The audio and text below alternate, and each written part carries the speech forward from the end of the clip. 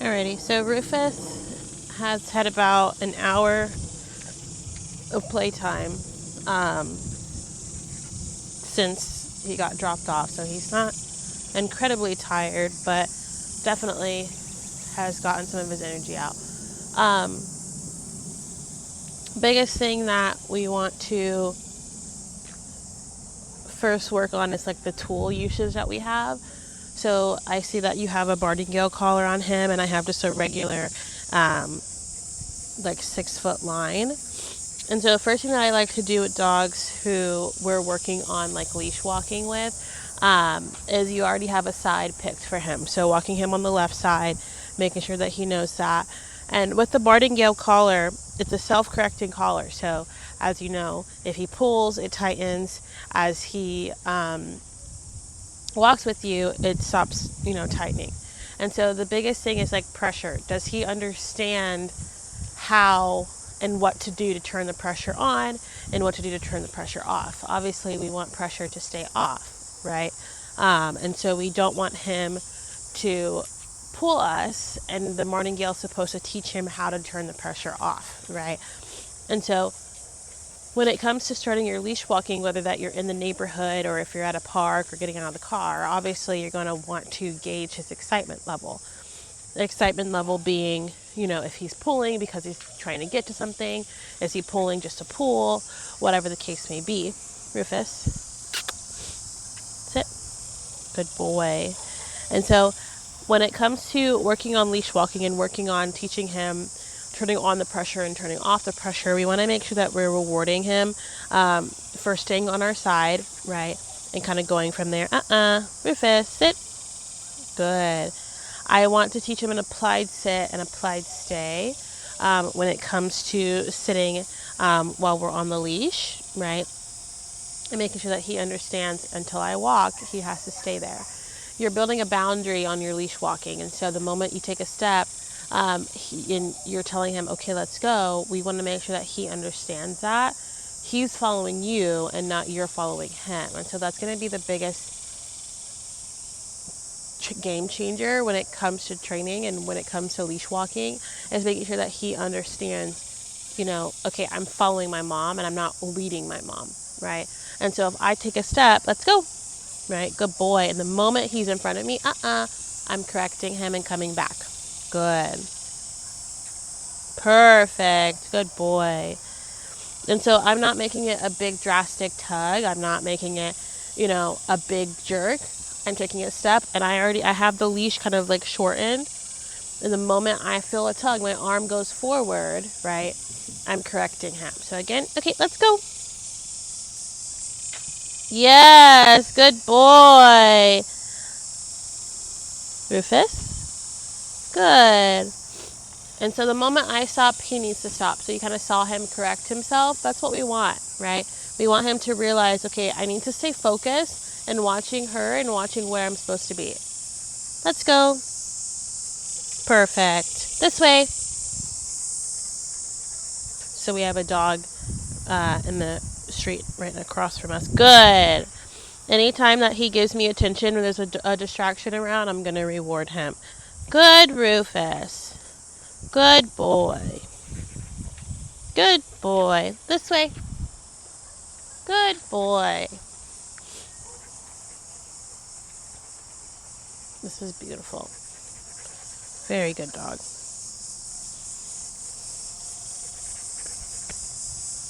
Perfect dog. Perfect. Oh, you don't like that treat. That's so rude. You spit it out. You like that one? Good boy. Oh, you don't like that one either. So in my treat pouch, I just don't have one treat. I have I call it a trail mix. He likes cheese. I have a trail mix of different treats. So this is really important, especially if you're out in the field or if your neighborhood is really distracting or if you're out practicing at a park. We want to make sure that we're rewarding him efficiently. Not having super high value treats, right? But having just a mixture. So you can throw his kibble in there. You can have little tiny training treats. You can have some cheese, some chicken, whatever works best for you. So we're going to do a little bit longer walk and going down the street. Let's go. Perfect. Good boy. This way. We want to make sure that also, I'm using more so my body rather than the leash. And so I'm keeping the leash. The leash is not necessarily super tight, but it's not loose. I'm not giving him the full 6 foot. But we want to make sure that he understands if I turn, I'm moving him with my body. I'm not moving him with the leash. The leash is just there for safety, right? The leash is just there if I absolutely need it. I should make sure I should be able to control him with my body. So if I want to turn, I'm going to turn into my dog, good boy. I'm not going to wait for him. I want him to follow me and make sure that he understands, okay, I need to stay with her. I need to walk with her. This is how we get a good heel. Perfect. I'm setting a boundary before we even do anything else, right? To make sure that he understands exactly what I'm looking for. Thank you. Good boy. One more time. Let's go. That's so good. You're such a good boy. Good boy. One thing I like to remind my clients as well is a quiet walk. We never, ever want to have a quiet walk. If we're just walking here and I'm just not saying anything to my dog, we're not setting him up for success. So what I mean by that is, like, even if we're just saying good dog, good boy, rewarding him verbally, that's still sufficient enough for him, right? But I should be telling him leave it. I should be telling him I should be telling him yes, good boy, making sure that he understands that he's doing a good job. This way. Good boy. Good boy. Just because, like, my dog is not at the level yet of having a quiet walk. We're not at the point to where we can leisurely walk yet. And so you should be telling him exactly what to do every single time. If you're not, right, then that's how we know that we're not doing our part when it comes to training. So let's see how we handle a distraction. So you can choose whether or not you want to sit and stay and watch, right? You can choose good boy if you want to keep walking this way. Perfect. We're going to keep walking. Good. Leave it. Leave it. Perfect. Good boy. Good job. Nothing's wrong with looking, but I don't want a stare down, right? This way. Perfect. I want him to understand that his attention should be on me. And I'm going to keep going, right? Good boy. I'd like him to be a little bit further up, but that's okay. Good boy. Can you look at me? Good boy. You're so handsome. Can you lay down? Good. Stay. I don't want your paw. Lay down. Good. Rufus, stay. Good boy. Good. So, if we don't teach our dog to relax outside, what to do outside on the leash, he's not going to learn how to do it. Leave it. Bye. Have a great day. Good boy. So even if it's like the middle of your walks, you know, making sure that he understands this is how he relaxes. Stop and sit. Take some shade. Take some breaks. If your neighborhood or your park has a bench, take a seat. Sit and stay. Lay down and stay. Middle of the walk, right? We want to make sure that he understands how to operate and how to sit, how to stay, how to lay down, how to walk outside. All of the behaviors that he knows should also be worked on and applied during your walks. So that way he's waiting for your direction and not just thinking we're walking in a straight line. Look at me. Rufus. Rufus. Good boy. Okay, let's go. Good. This way. Good. Such a good boy. Very good. Ready, so. Good. Alrighty. So, in a bit of a faster pace. Good. Yes, that is a bug. Thank you. Dealing with Shepherd ADD. This way. We not necessarily want to match his energy, but because we want to teach him where his energy level needs to be at all times. Thank you. However, let's say, for example, you wake up first thing in the morning and you obviously don't have a daycare in your backyard like we do, right? But you want to make sure that you're getting some of that energy out, the crazies, and then when you're ready to start your walk, you're setting a energy and a tone for training.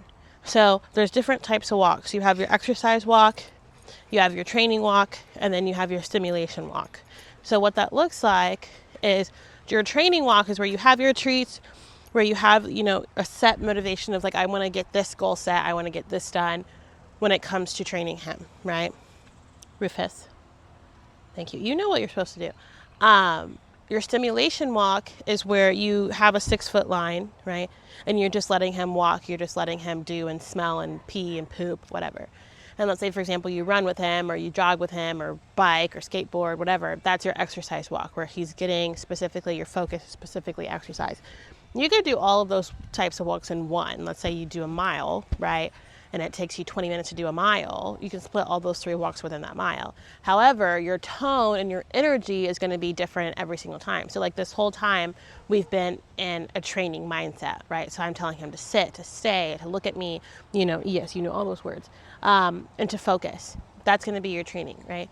However, before we started our warm-up, what we even did was I walked out the door, short leash. I told him, go potty, right? Go potty. I'm giving him the space right in front, to focus and to go pee and to sniff and get that mental energy to sniff around. And that's the only space I'm going to give him, the only spot I'm going to give him to be able to go to the bathroom and to be able to go sniff. If he doesn't pee, he doesn't poop, all right, we're going to give you another try later down the road, right? But you tell him where to go to the bathroom. He's potty trained, right? So you tell him where to go to the bathroom, he can hold it. I know that he went to the bathroom in the back, so he doesn't really need to go, right? Good boy. And so when it comes to your stimulation walk, you can start with that in front of your house. Give him what you got to do. Give him the space you need. Give him, let's say, 2 to 3 minutes. He doesn't pee, doesn't poop. Okay, go on your short lead. Start your training walk, okay? All right, get some training in. We're getting that mental stimulation. When you're ready, back to a short leash, do your run, right? Do your jog. Get your bike, whatever the case may be, whatever you do. If you don't want to do exercise walk, you don't have to, okay? But you want to make sure that you're walking out of the door set and ready to go with the type of walk that you're doing. Good boy, let's go. So that way he understands, okay, what am I doing today? What is my focus today when it comes to, he just licked up my leg. When it comes to training him and when it comes to walking with him. Just because if I walk out the door and I'm doing all the different things, my arms are all the way around, let's go, I don't have any structure to myself. So therefore my dog, I can't expect him to have any structure to himself. He's, like we talked about, he's still a baby. Shepherds don't mature almost to 3-4 years old. And so when it comes to situations like that, we want to make sure that we're providing that stability and we're providing, that structure so he knows exactly what to do. People always ask me, Shanti, my dog is always so good with you. What are you doing? You're magic. No, I'm not any magic. I'm not doing anything crazy, Rufus. There's a million squirrels out here. And so he's like so focused on the squirrels. I'm not doing any magic. What I'm doing is I'm adding structure. My expectation level is set to where I know the dogs can do. And so I know that you told him you've been to boot camp before. You've been working on this leash training. So my expectation is up here, right? I'm not going to drop my expectation. So I know he can sit. I know he can stay. I know he can do all these things. And so we want to make sure that we're setting him up for that success and that we are having that expectation level very, very clear, right? Let's go. Perfect.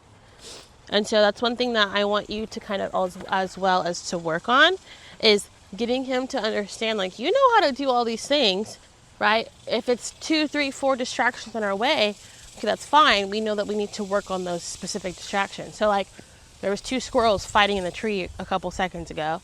And he was like, oh my God, I need to get the squirrel. I'm holding his leash and we're not going anywhere. I'm telling him, leave it and you're going to sit. He can look at it, but he cannot, like you say, mow me down to go get the squirrel. We can't go run after the squirrel. We're not doing that. And so even if it does take a little bit of, elbow grease for us to hold him, that's fine if he's not listening to those verbal commands. But the moment that he messes up, there has to be a consequence.